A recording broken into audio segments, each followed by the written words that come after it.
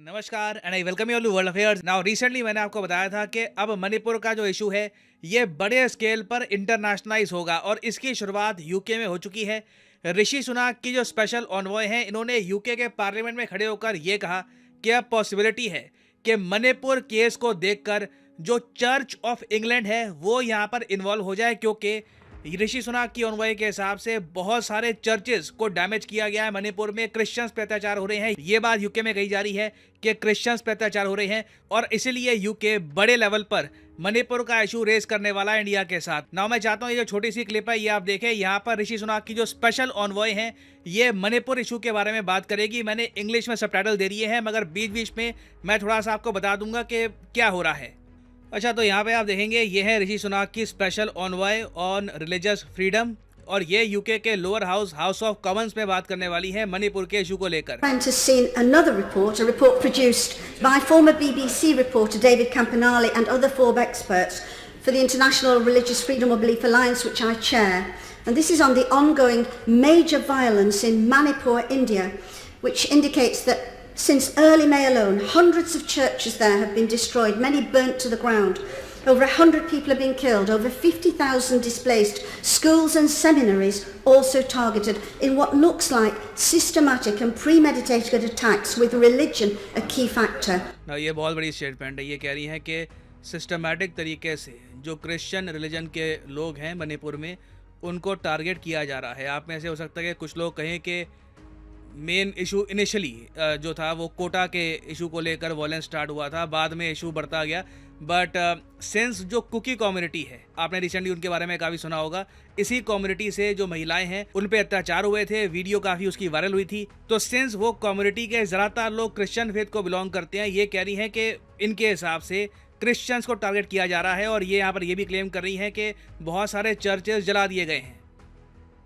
Yet there's been very little reporting about this. People there are calling out for help. What can the church do to draw more attention to their cries? Now, अब यहाँ पर ये कह रही हैं कि church of England इसके बारे में क्या कर सकता है। अभी मैं वैसे आपको बताऊंगा कि इंग्लैंड में सिस्टम क्या होता है, चर्च ऑफ इंग्लैंड क्या है, मगर एक बार ये जो जवाब है ये आप देखिए। Well, my honourable friend has done a great service by putting this matter on the record in this House this morning, and I'm sure, as she said, that she, like me, would like to see much greater reporting of these issues by the BBC. तो पहली बात तो यहाँ पे आप notice करेंगे, since BBC UK का सरकारी न्यूज़ आउटलेट है तो ये ओपनली बात की जा रही है कि बीबीसी को कहा जाएगा कि इस इशू की और ज़्यादा रिपोर्टिंग करिए, ग्लोबल स्टेज पर इस इशू को पहुँचाइए। And others, and what she's told us is truly shocking. And I know that the Archbishop of Canterbury, who visited India in 2019 to see these challenges firsthand, remains extremely concerned that these attacks have been worsening and spreading to other minority faith communities as well. बहुत ज़रा strong statement यहाँ पे दी जा रही है और obviously UK ये issue बड़े स्केल पर रेस करने वाला है। और चर्च ऑफ इंग्लैंड के बारे में वैसे मैं आपको बता दूं, देखिए church of England main state church है यूके का। ध्यान से सुनिएगा मैं क्या कह रहा हूँ, स्टेट चर्च, सरकारी चर्च है। संविधान में चर्च ऑफ इंग्लैंड का मेंशन है। इस चर्च को स्पेशल पावर दी जाती है, सरकार के साथ ये चर्च मिलकर काम करता है। और यहाँ पे अगर आप पूछ रहे हैं वेट, सरकार का खुद का कोई रिलीजियस इंस्टीट्यूशन कैसे हो सकता है? हमारे यहाँ सरकारी मंदिर या फिर कुछ ऐसा नहीं होता कि पूरा एक रिलीजियस इंस्टीट्यूशन हो वो गवर्नमेंट के साथ काम कर रहा है। वेल, यूके एक यूनिक कंट्री है इस मामले में। यूके का एक ऑफिशियल रिलीजन है, इंडिया का कोई ऑफिशियल रिलीजन नहीं है, जबकि यूके का आप देखोगे एक ऑफिशियल रिलीजन है, ये है क्रिश्चियनिटी। तो सिंस बाय लॉ ये एक क्रिश्चियन कंट्री है, चर्च ऑफ इंग्लैंड का काफ़ी एक डीप कनेक्शन है, पार्लियामेंट में इनके लोग अवेलेबल होते हैं, तो इसलिए ये इशू यूके की सरकार रेस करने वाली है। अभी जिस तरीके से बात चल रही है कोई बड़ी बात नहीं है कि यूके वेरियस लेवल्स पर इंडिया के साथ मणिपुर का इशू रेस करे और इंडिया को समझाना पड़े कि मणिपुर में एक्चुअल सिचुएशन क्या है और कैसे हम सिचुएशन कंट्रोल में लाने की कोशिश कर रहे हैं। इससे पहले वैसे मैं आपको बता दूं कि जो यूएसए के एम्बेसडर हैं टू इंडिया, एरिक गारसेती, ये भी एक स्टेटमेंट दे चुके हैं। ये स्टेटमेंट बाय द वे कुछ हफ्ते पहले आई थी। इन्होंने ये कहा था कि अगर हमसे पूछा जाता है, यूएसए से पूछा जाता है कि हेल्प करिए मणिपुर के क्राइसिस को रिजॉल्व करवाने में, तो हम ये हेल्प करने को भी तैयार हैं। तो इंडिया के लिए देखिए ये बहुत ही इंपॉर्टेंट है कि नॉर्थ ईस्ट में जो ये इंपॉर्टेंट स्टेट है मणिपुर, यहाँ पर पीस हम कायम करें। क्योंकि अब देखो रिसेंट जो डेवलपमेंट हुई है उससे एक डर ये भी है कि बाकी स्टेट्स में ना प्रॉब्लम बढ़ ना जाए।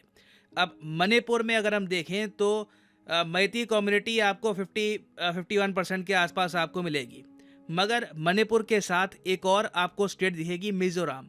नाउ मिज़ोरम में देखो प्रॉब्लम ये है, रिसेंटली कई ग्रुप्स ने कॉल दी है कि जो मैती कम्युनिटी के लोग रहते हैं ना मिज़ोरम में, इनको निकाल दो, लीव स्टेट की कॉल दी गई है। और इसलिए मिज़ोरम में मैती कम्युनिटी को ऑलरेडी एक सिक्योरिटी कवर दिया जा रहा है।